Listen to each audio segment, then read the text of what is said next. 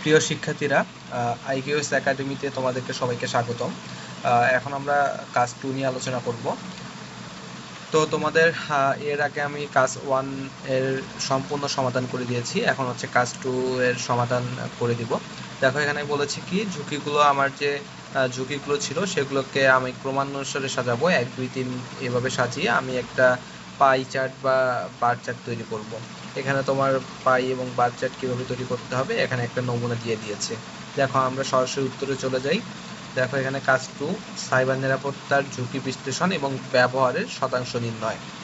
দেখো আমি ঝুঁকিগুলোকে 1 2 3 ক্রমানুসারে রূপান্তর করে সংগৃহীত উপাত্তের ভিত্তিতে নিচে নমুনার মতো স্প্রেডশিটে উল্লেখ করে কতজন ব্যবহার করেছে তার ভিত্তিতে শতকরা হারে নির্ণয় করব এবং ঝুঁকিগুলো চিহ্নিত করা হলো। দেখো এখানে হচ্ছে মোট অংশগ্রহণকারী, আমার যে লিখেছিলাম আমি কতজন কোন কোন নিরাপত্তায় ভুগছে সেগুলো আমি লিখেছিলাম। তো ফিশিং, ম্যালওয়্যার, র্যানসামওয়্যার, পাসওয়ার্ড চুরি, ডিডস আক্রমণ, সোশ্যাল ইঞ্জিনিয়ারিং এবং অনলাইন স্ক্যাম। তো দেখো এখানে টোটাল আমার কতজন আসছে, 18 জন। এগুলো যোগ করলে টোটাল 18 জন হয়। তো শতকরা হার নির্ণয় করব, এটা হচ্ছে আমি টোটাল যে সংখ্যাটা আছে সেটাকে আমি ইন্ডিভিজুয়াল যে আছে ফিশিং কতজন, 4 জন, এবং টোটাল হচ্ছে 28 জন, এটাকে আমি ভাগ করে 100 দিয়ে মানে 100 দিয়ে আমি গুণ করে দিলে আমি হচ্ছে এর পার্সেন্টেজটা পাবো। তো এইভাবে আমি সবগুলোরই বের করব।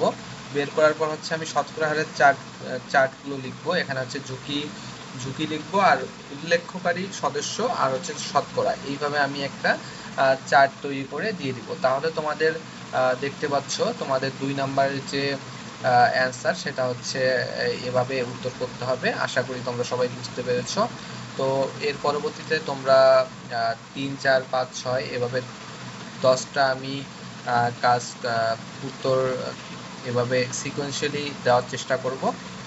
তোমরা যদি ভালো লেগে থাকে এভাবে, যদি এই চ্যানেলে তোমরা সবসময় হচ্ছে প্রতিদিনের কোশ্চেনগুলো পেয়ে যাবা।